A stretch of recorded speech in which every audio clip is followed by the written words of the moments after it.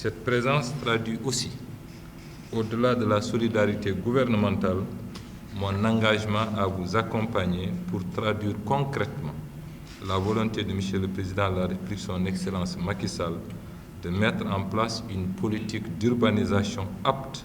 à promouvoir des espaces urbains et ruraux conformes aux meilleurs standards. Comme vous le savez, Monsieur le Ministre, Madame la Secrétaire d'État, la gestion du foncier implique entre autres acteurs les services de l'urbanisme, les services du cadastre et les services des domaines, mais aussi celles des collectivités territoriales. C'est pourquoi toute mise en œuvre d'une politique foncière requiert nécessairement une approche holistique. Votre démarche traduit pleinement cette vision et nous permettra très certainement d'éviter les conséquences des erreurs du passé dans le secteur de l'urbanisme, de l'habitat et de la construction. Mes chers collègues, Monsieur le Gouverneur, chers participants, aucune politique de gestion de la terre n'a de chance de réussir si elle ne s'adosse pas à une véritable stratégie de planification urbaine qui décline une rationalisation de l'occupation du sol en zone urbaine viable avec des vocations bien définies. Les derniers codes de l'urbanisme et de la construction, respectivement adoptés en 2008 et en 2009, se révèlent aujourd'hui, avec l'usure du temps, désuets et méritent d'être révisés. La révision de ces deux corps de règles intrinsèquement liés, au-delà de l'usure du temps,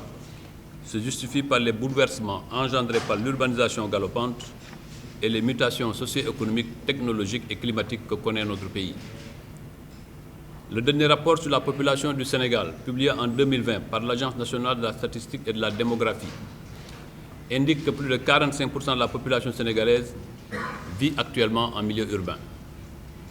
Aussi, repenser notre droit en matière de planification, d'aménagement et de construction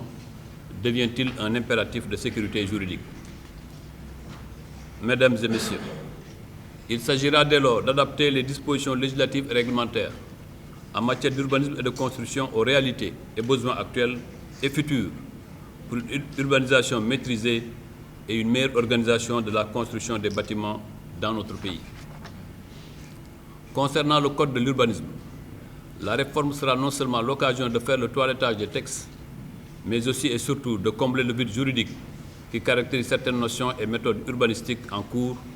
et être ainsi en phase avec le plan d'action prioritaire ajusté et accéléré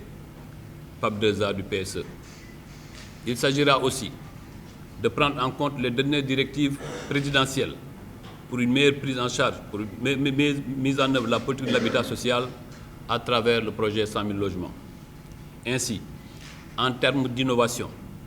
des réponses adéquates devront être apportées aux défis portants sur la réduction des délais de procédure, l'élargissement des voies de communication, les normes de vitrage, les aménagements paysagers, les installations de gaz et d'électricité, l'urbanisme commercial, les pôles urbains, les taxes et redevances sur les pièces administratives, etc. Sur tous ces aspects et bien d'autres encore, il nous faudra mettre en place de nouvelles règles et techniques d'organisation et d'aménagement spéciales. S'agissant du Code de la construction, il est nécessaire de prendre en charge les impératifs de sécurité, de qualité et de durabilité des bâtiments, de mieux organiser le secteur et ses acteurs en veillant à une répartition cohérente des rôles et des responsabilités, d'articuler les règles de construction aux dispositions communautaires et internationales, de prendre en compte les droits des personnes à mobilité réduite, d'intégrer les avancées de l'acte 3 de la décentralisation, etc.